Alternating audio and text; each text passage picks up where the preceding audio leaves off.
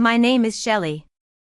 I'm sitting in my new apartment in Boston, surrounded by the quiet that I've longed for. The city outside is bustling, but in here, it's just me and the peace I've fought so hard to achieve. As I look around at my small, overpriced, yet perfect new place, I'm reminded of how far I've come. It all started when I refused to co-sign my sister Lily's $150,000 business loan. My family, which consisted of my strict and controlling father, Mr. Thompson, and my passive-aggressive mother, Mrs. Thompson, had always taken me for granted. Lily, my younger sister, was full of big ideas but lacked the follow-through. One evening, after a long day at work, I came home to a tense atmosphere. My father, with his stern face and military-like demeanor, asked everyone to be quiet. I was still in my work clothes, heels clicking on the floor, keys in hand. He looked straight at me and said I wasn't welcome at Thanksgiving. There was no laughter because no one thought he was joking. My mother stood by the fireplace, wearing that tight smile she used when she thought she was teaching me a lesson. Lily sat there, looking smug, as if the decision had already been made. They then recited the line they'd clearly rehearsed, "Family supports family." I had refused to put my future on the line for Lily's latest and proven business venture. So, I was being kicked out of the Thanksgiving celebration. I didn't break down in front of them. Instead, I smiled, set my bag down, and asked if anyone wanted me to move the leftovers from the fridge before I left for good. This seemed to shock them more than if I'd thrown a tantrum. The truth was, I'd seen this coming. For months, they'd treated my credit score, paycheck, and savings as if they were communal property. While they were busy making me the villain, I'd already rented a studio apartment 2 weeks earlier. Before sunrise, I'd changed all the shared logins and stopped my direct deposit. I took back control of my money. The next morning, I woke up in my new place. There was no one pounding on my door or calling my name from the kitchen. Just the soft November light seeping through the blinds and the gentle hum of the radiator. I expected the guilt to hit me, but it never did. Instead, my phone started lighting up with missed calls and texts. My father had called 3 times, my mother 5, and Lily 2. The texts were a jumbled mess of panic. My mother's first message was almost polite, asking me to call back because there was a problem with the account. The second one was more urgent, saying my father's card had been declined at the gas station. The third dropped all pretense and demanded to know what I'd done. Lily sent a screenshot of a payment failure at the grocery store and told me to fix it immediately. I almost laughed because for the past year, I'd been the one buying most of the food in that house. By 8:30, the family group chat was in chaos. My father said the household checking account was short. My mother claimed 2 auto-pay bills had bounced, and Lily kept complaining about being embarrassed in public. I ignored them all. Standing on my tiny balcony, sipping coffee I'd paid for with my own money, I felt a sense of peace that was both unfamiliar and terrifying. Then my cousin, Sarah, texted me privately. She said she hadn't known what was going to happen the night before and that the whole room felt off after I left. She asked if I was okay. It had been a long time since anyone in that house had asked me that. I told her I was more than okay, I was done. She called me a minute later, whispering as if she was hiding. I finally told her the truth I'd been hiding for years. I was the one paying half the mortgage, even though my parents liked to tell people I lived there rent-free. I was the one buying groceries, covering utilities, and dealing with all the financial emergencies. Lily wasn't asking for support, she was asking me to risk my future for her whims. My parents were furious because for the first time, I'd said no and meant it. My cousin said she thought they believed I'd come back by lunchtime. It made sense because in their eyes, I'd always been the reliable one, the fixer, the one who absorbed all the stress. But that morning, I was in my own apartment, watching their control slip away with each declined card. On Monday, as I was walking to work, my father called out my name. He was standing near the curb, holding a coffee, his jaw set tightly. He said we needed to talk right then. I told him I had 10 minutes.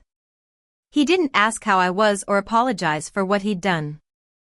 Instead, he said I'd made things worse and that Lily was devastated. He repeated the family supports family line, as if it made him noble. I asked him if publicly humiliating me was his idea of family support because Lily wanted access to my credit score. This hit him hard. He tried to say I was twisting things and that Lily was trying to build a real business. He said the $150,000 was for a trendy clothing boutique she planned to open downtown. He claimed that if I just co-signed, the bank would approve the loan and everything would be fine. I almost laughed in his face. Lily hadn't held a steady job in years. She was always jumping from one idea to the next, saying this time it's different. I told him no bank would trust her signature because the numbers didn't lie, and I was done pretending mine should. He stared at me as if I'd broken some unwritten law and then revealed that they'd already told Lily I'd co-sign. At that moment, the last bit of guilt left my body. I told him it was his mistake, not mine. He said Lily's dream would collapse without me, and I replied that it was never a real business. He tried to guilt-trip me, saying I was being selfish and short-sighted, but I looked him in the eye and said, I've been helping for years, but it's not love, it's dependency. This silenced him. An hour later, Sarah texted me to say the family group chat was in disarray. My mother was telling people I'd abandoned them in a crisis, Lily was accusing me of stealing household money, and my father was demanding everyone stay out of it while making it clear how disappointed he was in me. I told Sarah to tell anyone who wanted the truth to ask for receipts. Thanksgiving morning arrived with a cold, gray rain. I stayed in bed longer than usual because for the first time in years, I didn't have to participate in their holiday charade. I made myself a simple meal of roasted turkey breast, box stuffing, and sweet potatoes. It wasn't grand, but it was honest. I made the mistake of opening social media. My mother had posted a photo of the family in front of the fireplace, with a caption about being grateful for family. I laughed out loud because they'd kicked me out for refusing to support Lily's fantasy and were still playing the victim. Sarah sent me pictures of the Thanksgiving table. There was no centerpiece, no expensive wine, and a small turkey. She also said they'd told everyone I had to travel for work, and Lily was furious I wasn't calling. My father kept checking his phone, waiting for me to beg to come back. But I knew I wasn't going back. Their whole system relied on my panic. As long as I argued or apologized, they could pretend they were in control. My silence was their worst nightmare. After Thanksgiving, the quiet didn't last. They started to punish me. One Tuesday, my manager asked me to stop by HR. I knew it wasn't an accident. An anonymous email accused me of using company systems for personal financial activity and being unstable due to a family dispute. I spent 2 days gathering evidence to prove my innocence. By Thursday, the review was over, and my record was clean. But I knew the real purpose was to scare me. I called an attorney, Miss Harris, and gave her all the evidence I had, screenshots of loan messages, records of my payments to the house, the details of my move, the Thanksgiving incident, and the anonymous HR complaint. She told me to start documenting everything. That same night, Sarah called to tell me Lily was spreading lies about me being in a financial crisis and had set up a payment link in my name. I was furious. I froze my credit, changed all my passwords, and called my bank to stop any unusual activity. I also recorded a video with all the facts and sent it to Sarah to show anyone who wanted the truth. A few days later, Lily showed up at my apartment, asking me to sign a commercial lease guarantee. She said it was just until the business got off the ground and to prove we were still sisters. I'd had enough. I told her to leave immediately and threatened to call the police if she ever came back. 2 days after that, my mailbox was forced open, and important mail was stolen. That same night, I got fraud alerts from the credit bureaus. Someone had tried to open credit lines in my name. Ms.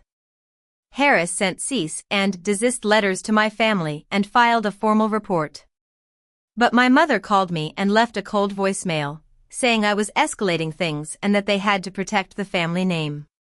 I saved all the evidence and sent an email to my family, stating that I was no longer their financial safety net. Future contact had to go through my attorney, and if they ignored this, we'd meet in court.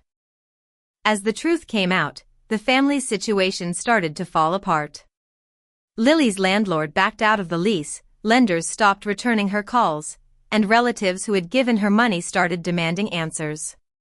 At work, the HR matter was closed, and I was praised for handling it professionally. A hospital network in Boston reached out, and I decided to take the opportunity. 6 weeks after Thanksgiving, I packed up my apartment, changed my number, and left Ohio. Now, in my new apartment in Boston, I'm finally free. I've learned that love isn't about carrying someone else's debt, and family isn't an excuse to be used. Boundaries are a form of self-respect, and sometimes, the bravest thing you can do is walk away from those who only value you for what you can give them.